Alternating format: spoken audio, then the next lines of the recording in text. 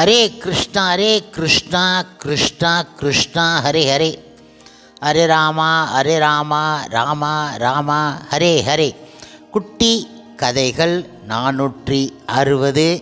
இங்கு பகவத்கீதையின் உண்மை உருவில் இருக்கும் அத்தியாயம் 14 சுருக்கத்தை காண்போம். முன்பு ஒரு சமயம், அதாவது சேத்ரஜ, ஞானம், ஞேயம், புருஷ, பிரகிருதி ஆகிய 6 விஷயங்களை விளக்கும்படி பகவான் கிருஷ்ணரிடம் அர்ஜுனன் வினவினான். அவற்றை கிருஷ்ணர் 13ஆம் அத்தியாயத்தில் விளக்கினார். உடலே சேத்திரம் களம் எனவும், உடலை அறிபவர்களான ஆத்மாவும் பரமாத்மாவும் சேத்திரக்க களத்தை அறிபவர்கள் என்றும் கிருஷ்ணர் கூறினார். அடக்கம், கர்வமின்மை, பொறுமை போன்றவற்றை ஞானம் எனவும், அந்த ஞானத்தினால் அறியப்படும் முழுமுதற் கடவுள் மற்றும் பரம புருஷ பகவான் ஸ்ரீ கிருஷ்ணரின் அம்சமான பரமாத்மாவே ஞேயம் என்றும் எடுத்து உரைத்தார். முக்குணங்களை கொண்ட ஜட இயற்கை பிரகிருதி எனவும், அதை அனுபவிக்கும் ஜீவனும் பரமாத்மாவும் புருஷர்கள் எனவும் மேலும் விளக்கப்பட்டன. ஜீவன் தனது களத்தின் செயல்களால் பந்தப்படுவதை கிருஷ்ணர் 13ஆம் அத்தியாயத்தில் 13.22 சுருக்கமாக கூறினார். அந்த பந்தத்தின் தன்மையையும் ஜட இயற்கையின் குணங்களால் அவன் எவ்வாறு கட்டுப்படுத்தப்படுகின்றான் என்பதையும் 14ஆம் அத்தியாயத்தில் விளக்குகின்றார். ஞானங்களில் உயர்ந்த ஞானத்தை மீண்டும் எடுத்து உரைப்பதாக கூறி கிருஷ்ணர் 14ஆம் அத்தியாயத்தை தொடங்குகின்றார். ஜட இயற்கையின் முக்குணங்களை பற்றிய இந்த ஞானத்தில் நிலை பெறுவதால் ஒருவன் தெய்வீக இயற்கையை அடைய முடியும். அவ்வாறு நிலை பெற்றவனுக்கு மறுபிறவி இல்லை என உறுதியளித்த பின்பு ஜீவன்கள் ஜட இயற்கையில் எவ்வாறு தோன்றுகின்றார்கள் என்பதை கிருஷ்ணர் சுருக்கமாக எடுத்து உரைக்கின்றார். ஜட பொருட்கள் அனைத்தும் ஒரு கருவறை போன்றது எனவும், அந்த கருவறையினுள் ஜீவாத்மாக்களை செலுத்தி அவர்களின் பிறப்பினை தானே சாத்தியம் ஆக்குவதாகவும், அதனால் எல்லா உயிர்களுக்கும் தானே தந்தை எனவும் கிருஷ்ணர் கூறுகின்றார்.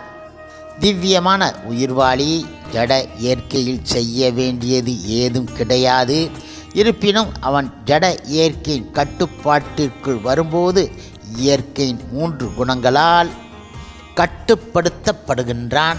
சத்வகுணம், ரஜோகுணம், தமோகுணம் ஆகிய 3 ஜட இயற்கையின் 3 குணங்களாகும். இந்த 3 குணங்களும் ஜீவனை பந்தப்படுத்துகின்றன என்ற போதிலும் சத்வகுணமானது மற்றவற்றை விட தூய்மையானதாகவும் பிரகாசப்படுத்துவதாகவும் பாவ விளைவுகளிலிருந்து விடுவிப்பதாகவும் அமைகின்றன. இருப்பினும் சத்வகுணத்தில் நிலை பெற்றோர் அதில் கிடைக்கும் இன்பத்தினாலும் ஞானத்தினாலும் தொடர்ந்து இந்த பௌதிக உலகில் பந்தப்படுகின்றார்கள். எல்லையற்ற ஆசையினாலும் ஏக்கத்தினாலும் பிறக்கும் ரஜோகுணமானது ஜீவன்களை அவர்கள் செய்யும் செயல்களின் பலனை வைத்து பந்தப்படுத்துகின்றது. ரஜோகுணத்தின் தன்மை ஆணுக்கும் பெண்ணுக்கும் இடையில் உள்ள கவர்ச்சியில் வெளிப்படுகின்றது. அந்த கவர்ச்சி அதிகரிக்கும் போது ஏக்கமும் வளர்கின்றது. மேலும் சமூக அந்தஸ்து, நல்ல வீடு, குழந்தைகள் என பல்வேறு விஷயங்களை பெறுவதற்காக அவன் கடினமாக உழைக்கின்றான். அந்த உழைப்பின் விளைவுகளால் அவன் தொடர்ந்து பந்தப்படுகின்றான். அறியாமையினால் பிறந்த தமோ குணமானது பைத்தியக்காரத்தனம், சோம்பல், உறக்கம் ஆகியவற்றினால் ஜீவனை பந்தப்படுத்துகின்றது. அறியாமையில் மயங்கியவனால் உண்மையை உணர முடியாது.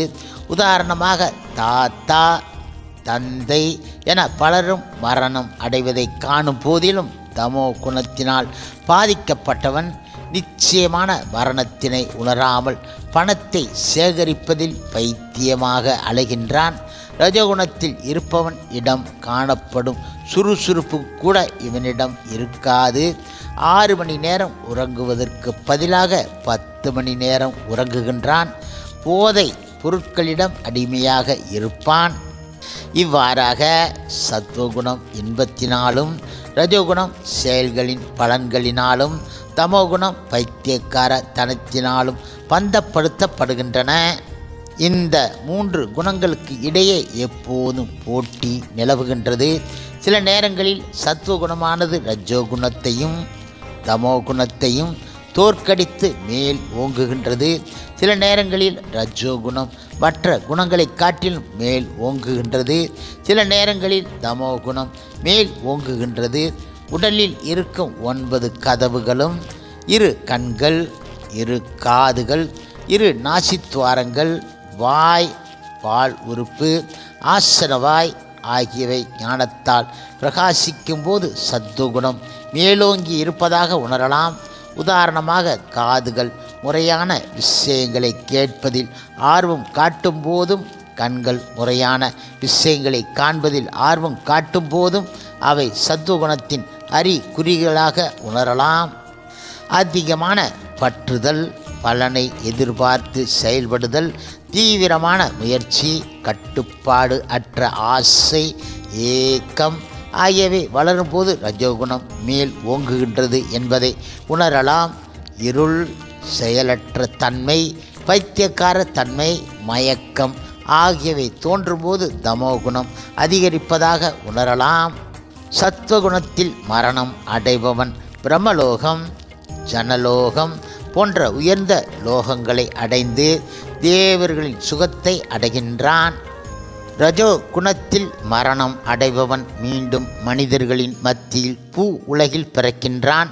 தமோகுணத்தில் மரணம் அடைபவன் மிருகங்களுக்கு மத்தியிலோ நரகத்திலோ பிறக்கின்றான். சத்துவகுணத்தின் செயல்கள் தூய்மையை விளைவிக்கின்றன.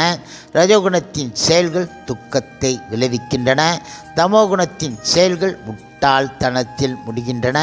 உதாரணமாக, மாமிசம் உண்பதற்காக அப்பாவி மிருகங்களை கொல்லும் தமோ குணத்தினர் இருண்ட எதிர்காலத்தை உருவாக்கி கொள்கின்றார்கள். சத்துவகுணத்திலிருந்து ஞானமும், ரஜோ குணத்திலிருந்து பேராசையும், தமோ குணத்திலிருந்து மயக்கமும் வளர்கின்றன. எல்லா செயல்களும் குணங்களினால் செய்யப்படுகின்றன என்பதை ஒருவன் கற்றுக்கொள்ள வேண்டும்.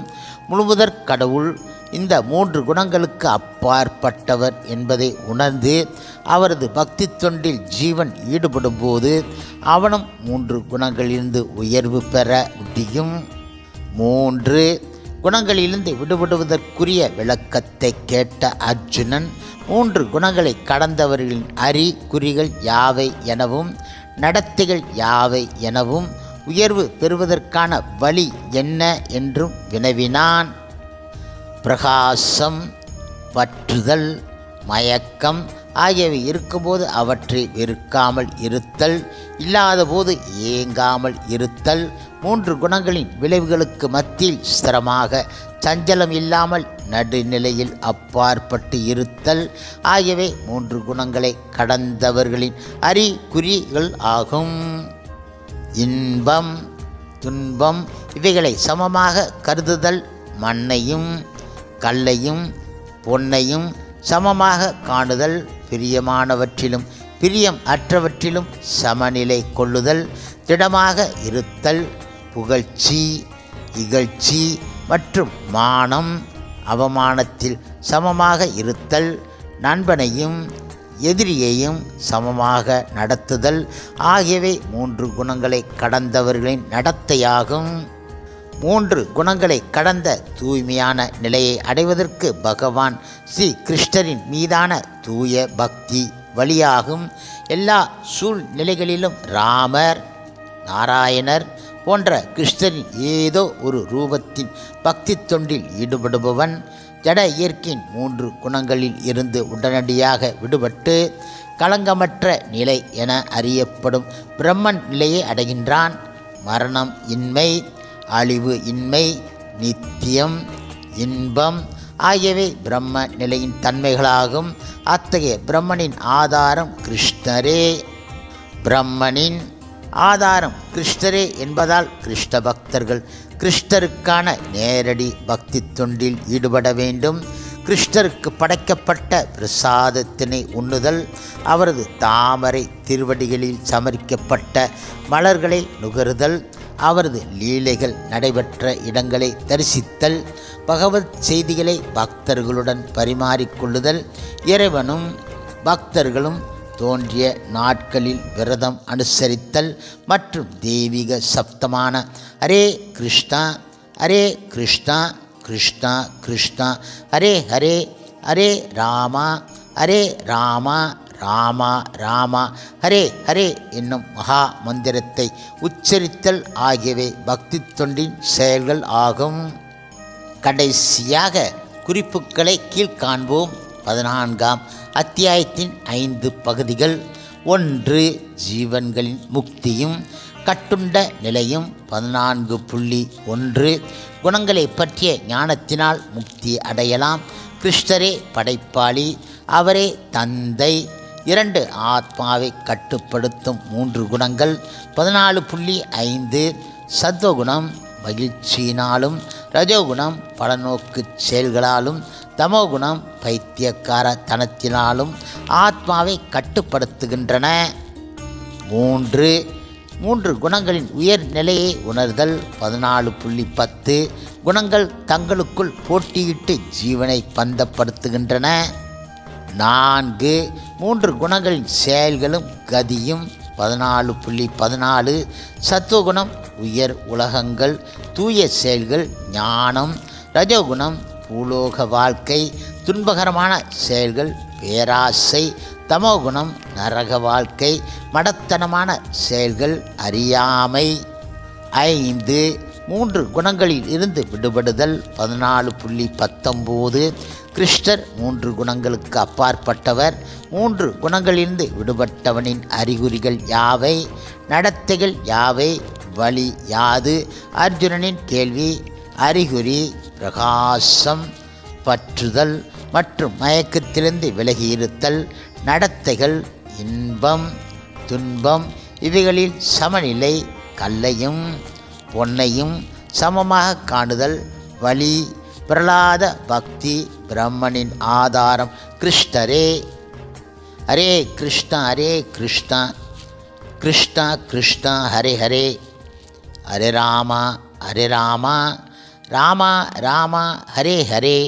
ஷில பிரபுபாதரின் சேவையில் இஸ்கான் பக்தர்கள்.